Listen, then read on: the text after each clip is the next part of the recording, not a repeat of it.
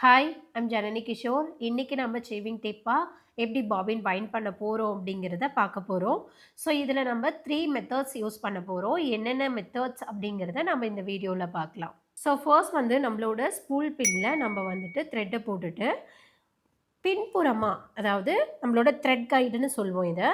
அந்த த்ரெட் கையில் ஹோல் இருக்கும். ஸோ அதனோட பின்புறமா போயிட்டு நம்ம த்ரெட்டை கோர்த்துக்கணும்.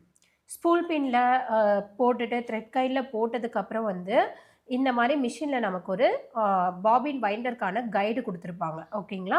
இப்போது இந்த கைடில் வந்து பார்த்திங்கன்னா இங்கே ஒரு ஹோல் இருக்கும். ஓகேங்களா? இந்த கைடில் இங்கே ஒரு ஹோல் இருக்கும்.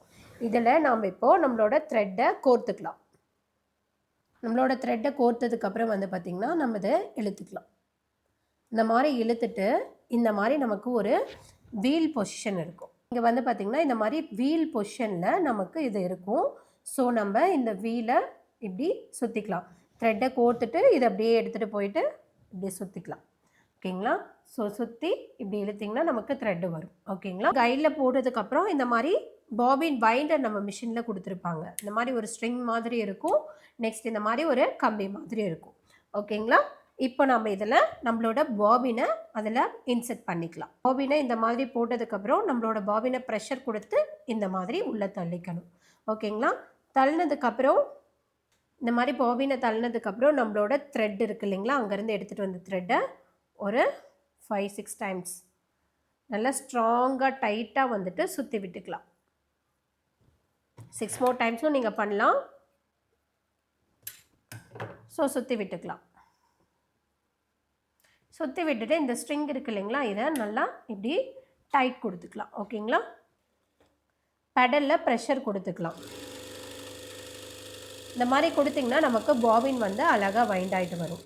ரொம்ப ரொம்ப முக்கியமாக இந்த ஸ்ட்ரிங் இருக்குது இல்லைங்களா, இதை நீங்கள் ப்ரெஷர் பண்ணாமல் பாபின் வைண்ட் ஆகாது. இதை நீங்கள் ப்ரெஸ் பண்ணி பாபின் சைடு இந்த மாதிரி போட்டு விட்டுட்டு அதுக்கப்புறம் பாபினை வைண்ட் பண்ணுங்கள். ஸோ இந்த மாதிரி வைண்ட் ஆகிட்டு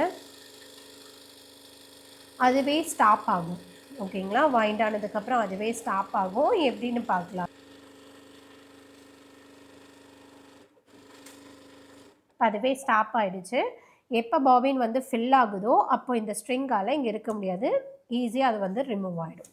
ஸோ இப்போ நமக்கு பாபின் வந்து நம்ம வைண்ட் பண்ணியாச்சு. ஸோ பாபினை ப்ரெஷர் கொடுத்து தான் இப்படி வெளியில் எடுக்கணும். ஓகேங்களா? அதாவது ஸ்டிச் பண்ணிகிட்டு இருக்கப்போ காலி ஆகிடுச்சுன்னா ஃபர்ஸ்ட்லேருந்து நம்ம பாபின் வைண்ட் பண்ணி ஸ்டிச் பண்ணணுங்கிற அவசியம் இல்லை. ஸோ செகண்ட் ஸ்டெப்பாக நம்ம என்ன பண்ண போகிறோம், நம்மளோட செகண்ட் மெத்தட் என்ன அப்படின்னா, நம்ம இங்கேருந்து ஸ்டிச் பண்ணுவோம் இல்லைங்களா, 2 ஸ்பூல் பின்னில் ஒரு ஸ்பூல் பின் வந்து ஸ்டிச் பண்ணுறதுக்காக நம்ம ஆல்ரெடி சொல்லியிருந்தோம்.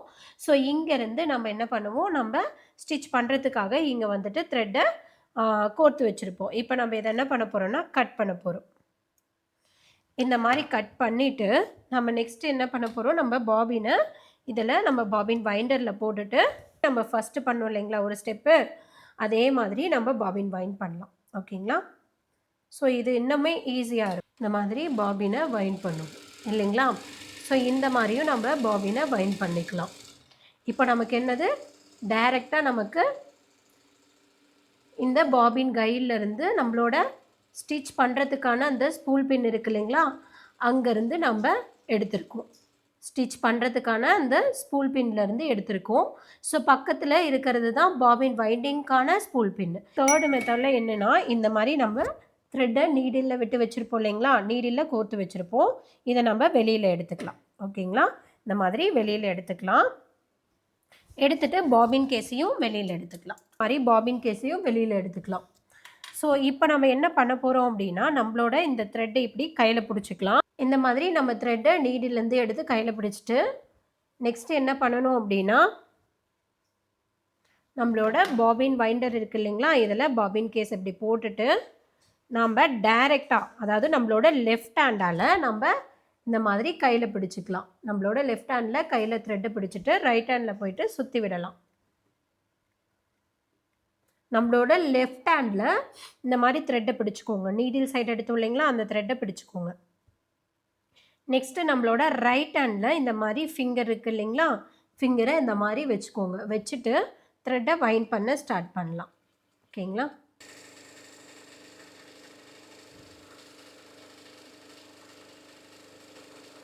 So first method and second மெத்தடை விட நம்ம இன் பிட்வீனில் நம்மளோட த்ரெட்டு சடனாக காலி ஆயிடுச்சு, நம்மளோட பாபின் காலி ஆயிடுச்சு அப்படின்னா நீங்கள் இந்த மெத்தட் யூஸ் பண்ணிங்கன்னா அழகாக உங்களுக்கு பாபின் வந்து வைண்ட் ஆயிடும்.